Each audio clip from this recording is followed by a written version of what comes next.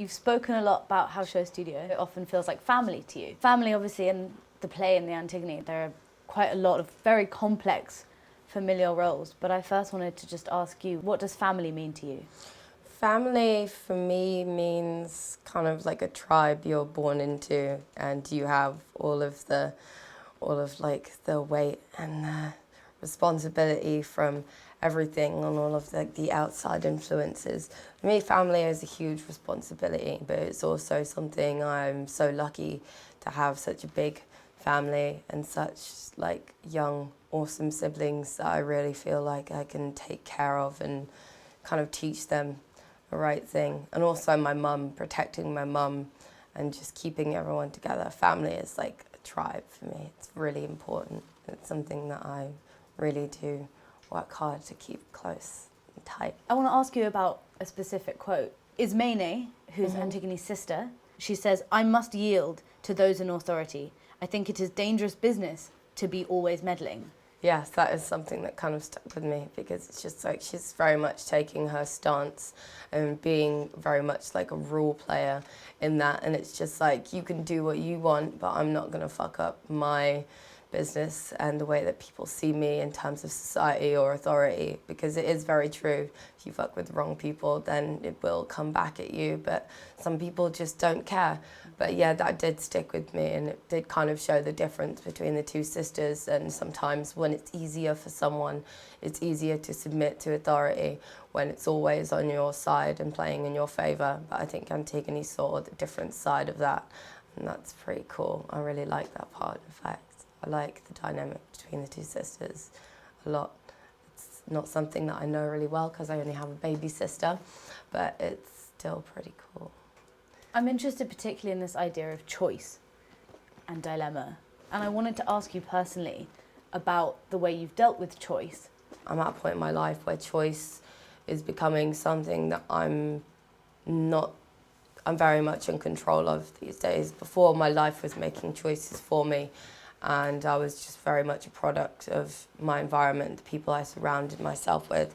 But now I feel like having to make choices, being forced to make choices that are in my best interest and in the best interest of the world around me, kind of makes you see it in a different way. And I feel like maybe I'm a little bit late to the party in developing that, but maybe not. I think in a way everyone develops their own perception of choice and what that is to them slowly but surely. But with me, it's always been kind of an enemy. And right now I feel like I'm kind of getting slowly more in control of my choices and the choices I make and why I make them and why I want to make them, rather than why I want to just let things happen to me now. Talk to me a little bit about control, this idea of moving against something and moving against control and judgment. For a while, when I was younger, like most kids, I just wanted to fit in with people, and I just wanted to be part of this group and part of this feeling, this family as such. But in a sense, I kind of got bullied. I realized I didn't like the people I was trying to like strive to be like, and then slowly separated myself. And I think in a way it's kind of like resentfulness that I have left over from that, coupled with just wanting to constantly prove everyone wrong and be like, I don't give a fuck, I'm going to do exactly what I want and when I want it. And I'm still dressing like a 14-year-old emo kid, but I feel like I can make it work for myself now.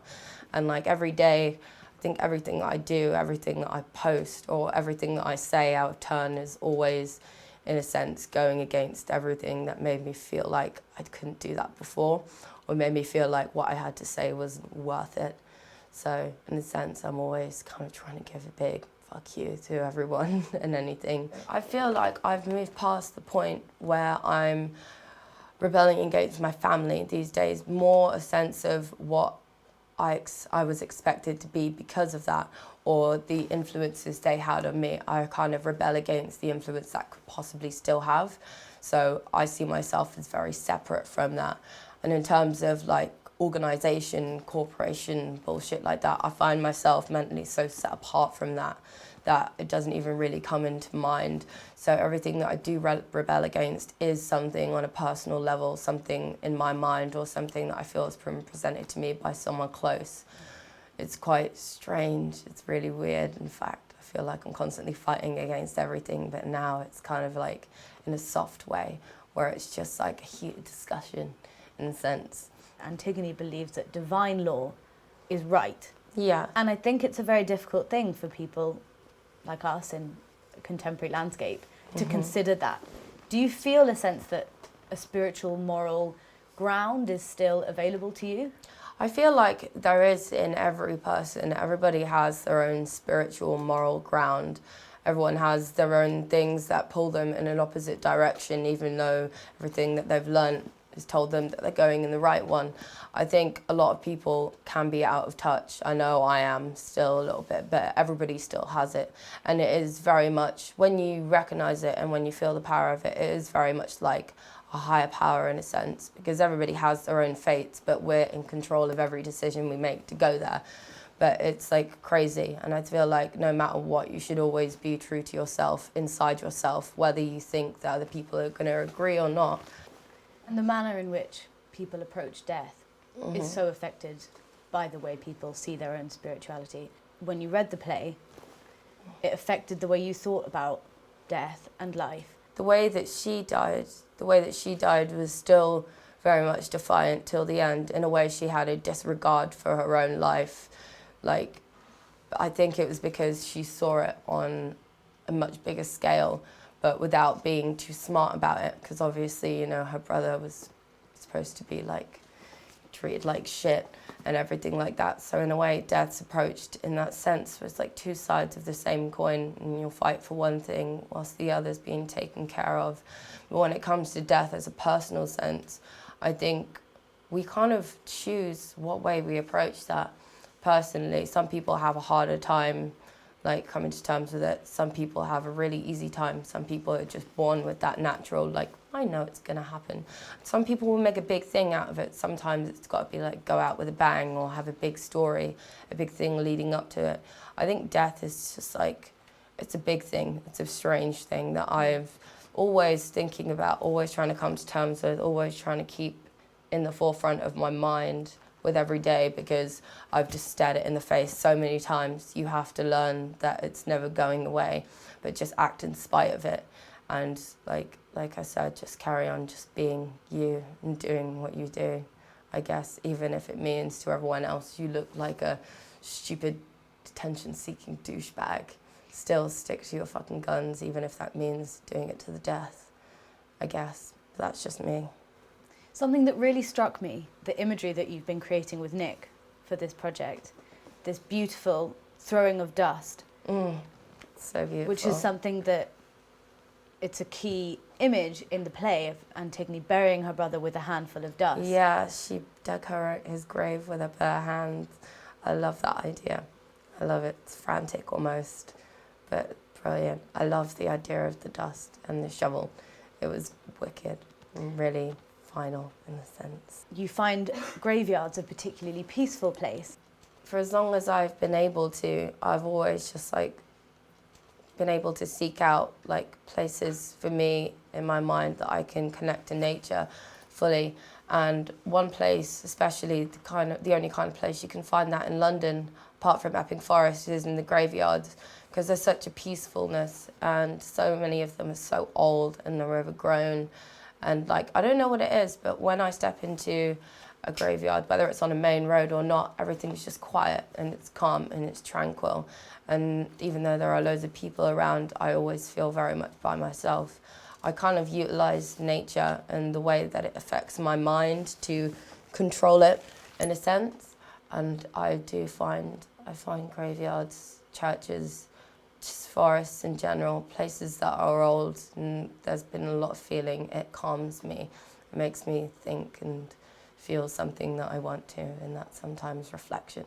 I'm not very good at controlling my thoughts, so sometimes I have to take myself somewhere that will do it for me. You've also spoken a lot about isolation and the sense of loneliness. I've spent a lot of time by myself. I liked to play by myself as a kid, but then growing up in a big family, I always wanted to be around people. I always wanted to please people and things like that. And it was only really when I was forced to be alone that I really realised how awesome it was, because I felt like such a more deeper sense of myself, even to the point where like not being on the internet for like weeks, and that kind of like full on isolation where it's just like you can really, you know, remember who you are in your head. And sometimes it's painful, sometimes it's terrifying, because we're in a world where we're constantly being fed connection, people around us all the time, people constantly affirming us and reminding us what we should be, and we have all these articles being drip fed. I think isolation and being alone is definitely something that can help slingshot you into like a greater sense of yourself. Isolation's important. People have to learn to be lonely. Otherwise you'll just go crazy or just become a clone, really. It's weird. You've spoken quite openly about your representation of self or consideration of self, particularly in terms of gender and in terms of sexuality. And I think that the way that those issues come across in the play can be quite convoluted, but you seem to have a very direct insight into that. As a young girl, I never felt like a little girl. I was never like part of like the groups, but I was never like a tomboy either. I was just kind of like a really rough and wild child that like had no friends. I was kind of like an enemy to all. And that was like, it's kind of strange. I just kind of find myself being in the middle of everything all the time, whether that's race or like mindset or gender or just who I love, because I love people like in spite of what they are. I just love people, but I don't love many people at all. I hate people. I've become able to see so clearly, and that's why I have like 4 or 5 people I keep around me, but like I love them so fiercely, because like I can see something special, and it just kind of like ties me to them, whether it's like a best friend or like my boyfriend or like a sibling or just someone that I've just like sat next to on the bus. It's really strange. I find myself like in between a lot of things, and sometimes you have to be in control, but sometimes you just have to let something else be in control, and I'm pretty happy just balancing in the middle of the scale. It's pretty good. It kind of explains itself, but when you have to sit and explain it to yourself, it kind of becomes even more apparent. So yeah, thanks for the question.